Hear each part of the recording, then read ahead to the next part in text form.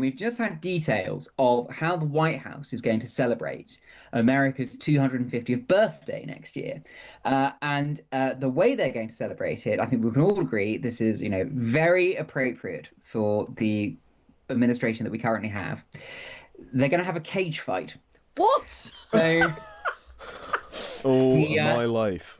the Ultimate Fighting Championship chief, who's called Dana No. White, has said that a cage fight at the White House is, quote, definitely going to happen because it's being worked out with Trump and his daughter Ivanka. Shall we go on to the diary stories of the week? Kim Derrick, the UK's former ambassador to the US. No stranger to Times Radio listeners, of course. What's he been saying about the White House?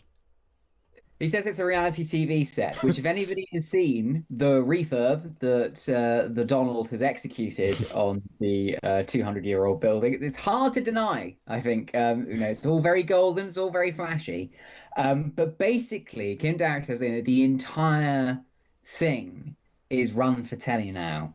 And he has a little example of this featuring our Prime Minister, Keir Starmer. So you may remember back in February, their first meeting when they were both in office. And what you had was this marvelous moment where the letter inviting Donald Trump over for a state visit was handed over.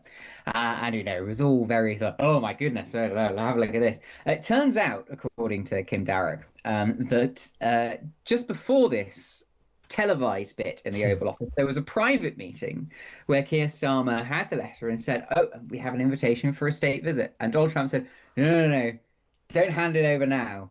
Do it on TV." So the whole thing is now being entirely geared towards great television ratings. And as if to drive this point home, we've just had details of how the White House is going to celebrate America's 250th birthday next year. And the way they're going to celebrate it, I think we can all agree this is, very appropriate for the administration that we currently have.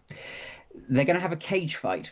What? So Oh, the my life. the Ultimate Fighting Championship chief, who's called Dana White, has said that a cage fight at the White House is, quote, definitely going to happen because it's being worked out with Trump and his daughter Ivanka. And in fact, Trump rang up Dana White to organize this because Ivanka is a huge UFC fan, loves a cage fight apparently, and she reacted very well to the phrase which Donald used, which I think most daughters would not react very well to, which is organizing a cage fight and saying, "I want my daughter in the middle of this." Right.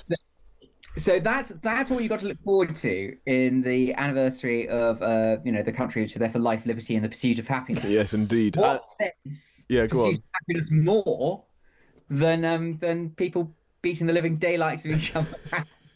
Surrounded by awful cringy chants of USA, USA, which I have to say the worst example I've ever seen of that is when I was in Washington DC on July the 4th a few years ago, and so there was a huge fireworks display, of course there was, and some frat boys were chanting USA at the fireworks. They would explode and they would go US as if the USA is the only place that's ever done a fireworks display. Do it at the golf. It was utterly horrendous. Awful. Right, we've got a couple more stories that we need to whiz through, if that's okay. First of all, an absolute sizzler of a comment from Richard Osman about why he doesn't want to take part in Strictly Come Dancing. I basically only included this because I think it's going to be one of my quotes of the year at the end of the year. It is brilliant. So Richard Osman had a big week because he had his big premiere of the Thursday Murder Club film. But he just before that managed to, I think, to top all of his literary achievements with one line, which was he was talking about the new upcoming series of Strictly Come Dancing and responded to apparent speculation that he might at some point take part. And he very simply said that he would never do it. He said, "I'd never do Strictly. I'd never have time to do all the training and have an affair." The Strictly curse. I also feel like he'd struggle because he's so tall. They would have to it'd be quite difficult, wouldn't it, to dance with somebody.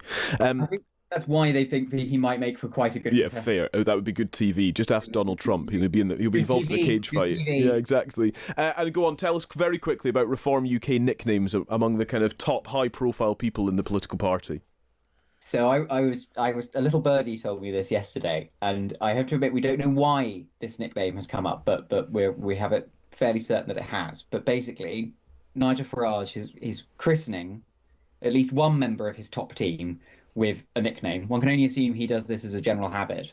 And the lucky person, or not, as the case may be, is Richard Tice, who apparently is referred to by Nigel Farage as the hairdresser, which one assumes is meant with affection. He's got a fine head of hair. I was going to say it is quite a thing. It's quite He's luscious. got excellent hair, Yeah. I'm sure it's just a reference to that. Yes. You can't imagine that Nigel Farage is the sort of person who would attach some sort of 1970s humor to the idea of a hairdresser. He wouldn't be like that at all. So I'm sure it's a mark of affection and respect. Yeah, well, I heard somebody refer to him the other day as Spicy Ticey, but I don't think that's going to catch on.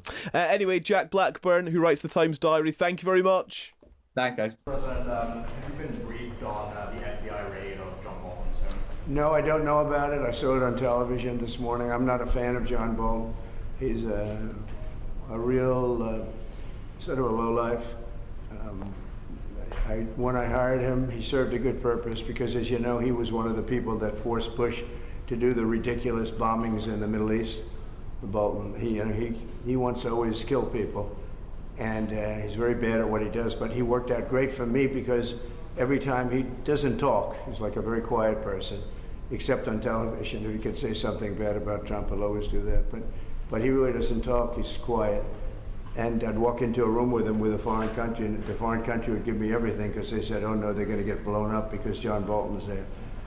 He's not a smart guy, but he could be a very unpatriotic guy. I mean, we're going to find out. I know nothing about it. I just saw it this morning. They did a raid.